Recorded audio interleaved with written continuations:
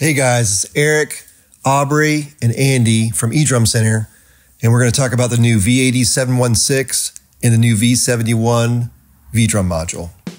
So the new module is essentially an upgraded TD50X. It has, some might say, vastly improved sound quality.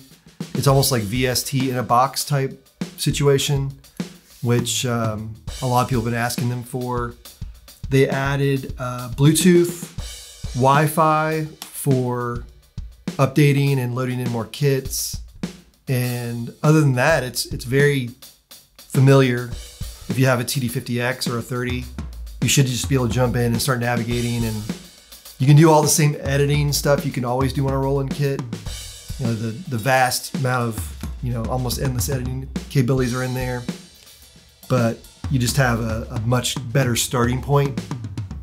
I think most people have heard the sounds by now on some of the videos, and it's pretty good. We all like it, right? Yeah. So the other thing that's new on this kit is the PD14 DSX digital snare.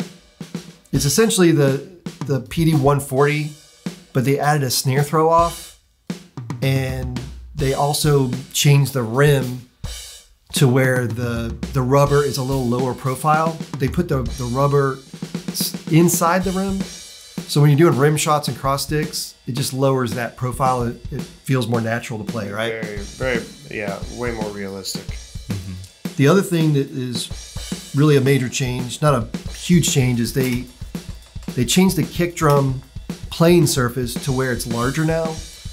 And so some people, if they had a double pedal with a wide beater spacing, like Trick or DW, or there's lots of double pedals out there. Not all that spacing is the same. Some people would have to like rotate their head counterclockwise. I remember having to do that. Yeah, and you shouldn't have to do that anymore. There's plenty of room for both the beaters on pretty much anything. The newer kits, of all three of the new kits, have an extra tom now. So this kit, instead of just being your traditional 5-piece, gives you 2 floor toms. So you got 10, 12, 14, 14. And so essentially for the same price as the older kits, you get an extra floor tom. Same cymbals, the hi-hat, crashes, and ride are all the same, but they were already great. And the toms really haven't changed that much. The same trigger system is in those. What they did come out with on this kit in particular is the new Satin Walnut finish, which looks great. You should be able to see that. It looks better in person than it does in the pictures. That's what I was about to say. Well, it looks good in our videos. Yeah. Like I've seen some of the footage, and you can actually tell the grain. It shows up really well. Sometimes it just looks brown, but when you get up on it, it's really, really pretty. In Roland stock pictures, it looked very just kind of plain brown. Yeah. But and I was even like, when I saw those pictures, I was kind of excited for it. But then when we unboxed this, I was like, oh wow, that is beautiful. Yeah. But before we dive into just having a conversation about it, I do want to point out that the older VAD716 finishes are all still available: gloss ebony, gloss natural, gloss cherry, and the pure white. I want to mention too that all the background music that is going to be playing while we're talking was recorded on this module yesterday. You just grabbed like 5 kits that you just kind of like dug. Yeah, I was just going through. Just started playing. Yeah, just. And if you guys want to hear that, we could publish this just as audio. If you guys want to hear just the audio without us talking on it, we could put that out. But we will do another video playing the presets, which is going to be a long day. It's a lot of presets. Well, yeah, I am still a little bit confused on some of the presets too, just because some of them aren't every drum. It's like. Yeah, I think that some of that. We got this kit from Roland, obviously, but before we got it, it was at Butch Vig Studio, and is the VAD716 kit in most of Roland's videos for this kit. So it might be edited a little bit. So it made, yeah, for sure there was some stuff in there that like had changed already. Like when we did the recording, the vendor, you had to change your driver to vendor instead of generic. That was already done. And so I bet you if we factory reset it, all that stuff would be back to normal. Okay, cool.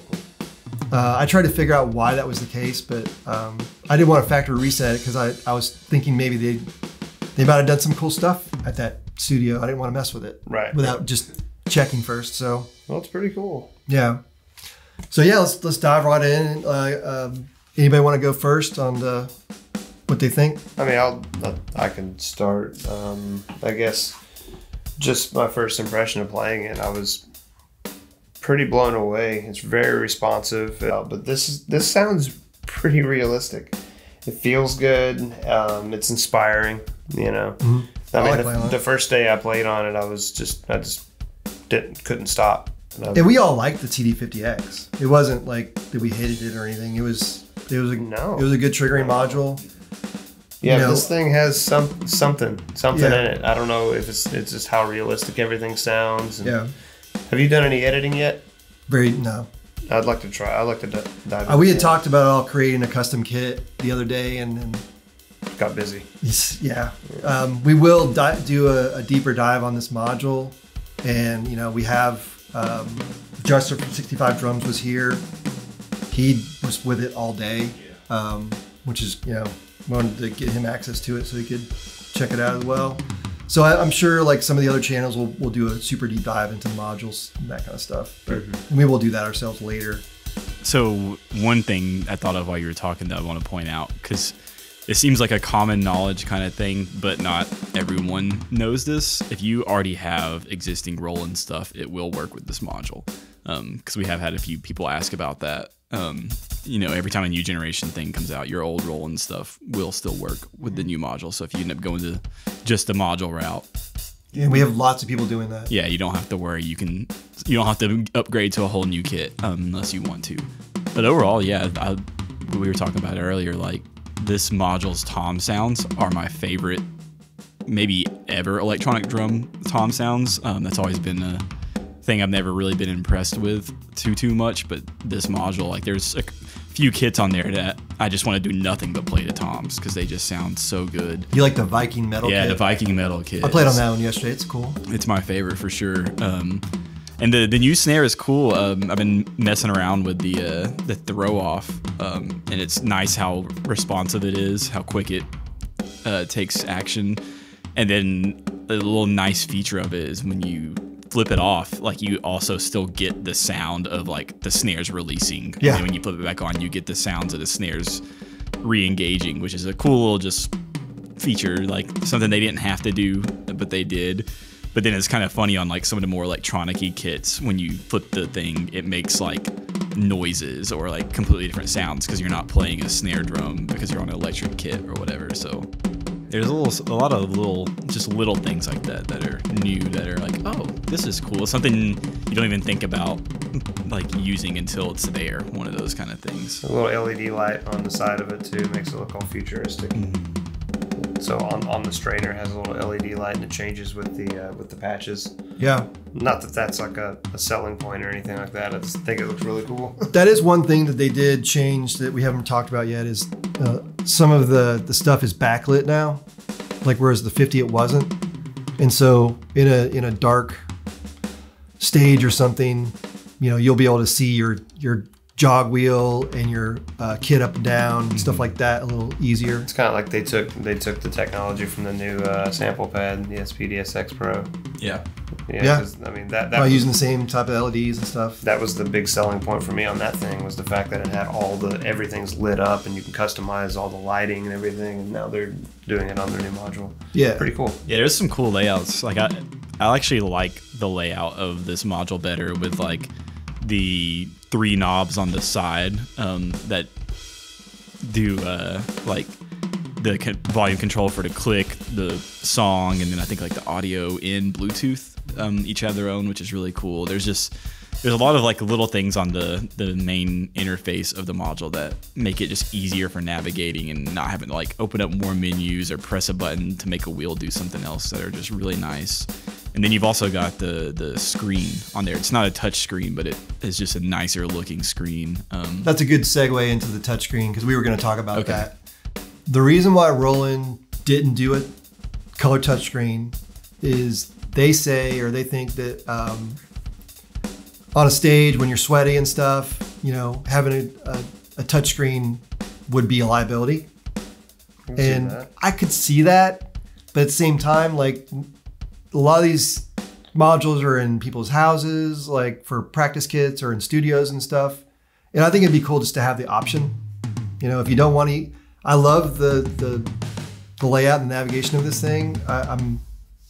But I could definitely see people wanting a color touchscreen too. Still. Yeah. It would be a really small touchscreen though. It would. Because the display is what, about 4 by 4.3 inches. Yeah, it's not like a big display or anything like that. I think it's fine for what it is, honestly. And you can do everything you need to do without it. Yeah, that's the the age-old debate, like which is better, and it's really neither one's better or worse. But I personally love how Roland uses all the buttons because I like to be able to just look at the module, not dive into menus too much unless I need to. Whereas most touch screens, you're gonna have to press something to open up another thing to navigate stuff, and a lot of it's just right there on the front, and I really appreciate that. Yeah, it still has that analog feel. And I if really you're enjoy that. if you're looking for buttons. something more, you can hook up your laptop via Wi-Fi, and there's a whole program called V71 Control. You're doing deep edits and stuff. I've seen you probably have seen the videos now, like where you can control it, and it's all real time. It looks really cool. One other thing I wanted to say about the snare before I forgot was with the rim being on the inside. At first, I was wondering if I would really notice it, but I didn't really notice it being any smaller. I didn't. It's technically smaller than the old digital snare because you've lost that little bit of playing surface because of the rim, but it doesn't really affect it that much having it on the inside when it comes to the feel. Like you still have 13.5 inches to hit, if not more than that. So Yeah. I think it feels very natural, and I thought doing cross sticks felt better too. Yeah, I've been doing a lot less accidental rim shot hits because it's made me realize how high the old rim was, where it's like, oh, I'd do rim shots not intentionally a lot. I was already trying to work on that for the past year to just not, because I just like the way rim shots sound, so I just was like, I want to rim shot everything. But that's not, you need to be able to hit the head and the rim shot distinctly, and it definitely makes that easier, I think.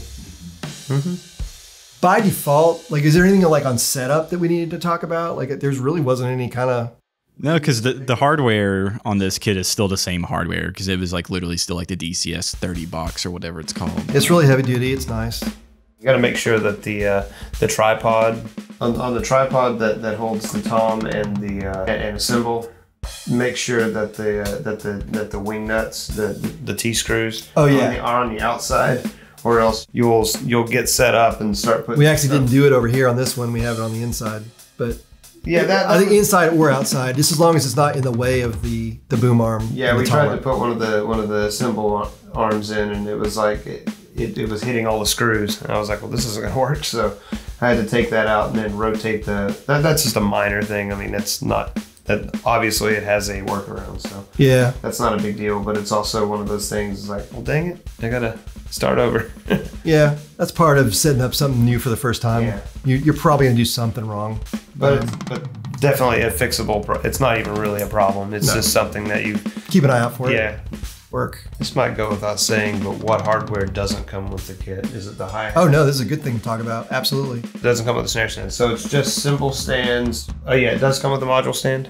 It does. Okay, so the only thing is, what did you say? Snare stand, pedals, and hi-hat stand do not come with it, but everything Throne. else does. You need a drum throne. throne. Yeah. You need headphones. Sticks. We don't have a package created yet, but we will make one. I was thinking about making, because this is such a high-end kit, maybe packaging it with DW 9000 or something pretty nice to go along with it. Yeah. Yeah, let's just give our final verdict, as far as what we think. It's my favorite so far. Yeah, same here. One of the other brands was kind of leaning towards my favorite, and then the moment I put the headphones on and played this kit the other day for the first time, it was like, oh, this one's it. And then even playing it now, because I wanted to make sure it wasn't just the newness honeymoon, and then playing it today, I was like, yeah, I love this kit. We've compared so it to other stuff we sell, and yeah, I like it a lot. Yeah, I like the new finish. Beat it just a little while ago, and I was like, I think this is a lot better. I like the snare on this the best. Mm-hmm. I like the hi-hat's great. The sounds are great. Yeah, just having the Roland triggering capabilities and reliability and all that, but now having just like really, really good sounds. Because that's always been, you know, a lot of people's complaints with Roland is the sounds are too processed sounding and stuff, but this one just sounds so good. Like, it gets rid of that argument, in my opinion. It definitely addressed it, for sure. I don't know if everybody's going to love it. But no. It seems like everybody that's played it has really liked it a lot here. And then I like the new finish for the lot. The satin walnut is really sick. Yeah, it's beautiful. I love the gloss ebony of the last series, which is still available. I like these fiber skin heads that they put on it too. It makes it look, gives it that vintagey look. Roland came out with a kick patch, which we think should come with these kits. Like, it's a really nice, works for double pedals. It's already on this kit, but they had put it on it, I guess, at Butch Vig Studio. And so I think that's a really nice touch that I think should be on there. It's available for sale by itself. I think it's like $15 or something like that. And we'll offer that. We also offer just Evans patches which do the same thing for like $5. So yeah, I think everybody loves it. It's a buy for me. If you have a VAD716, you know, all you really have to do is upgrade the module and the snare. And we are offering both those things by themselves. So happy to help. If you guys have questions, post them down below. We'll get back to you on the answers to those. If you wanted to go ahead and place an order, they're available basically right now. And we'll talk to you next time. Subscribe for more. And thanks for stopping by. Bye. Bye.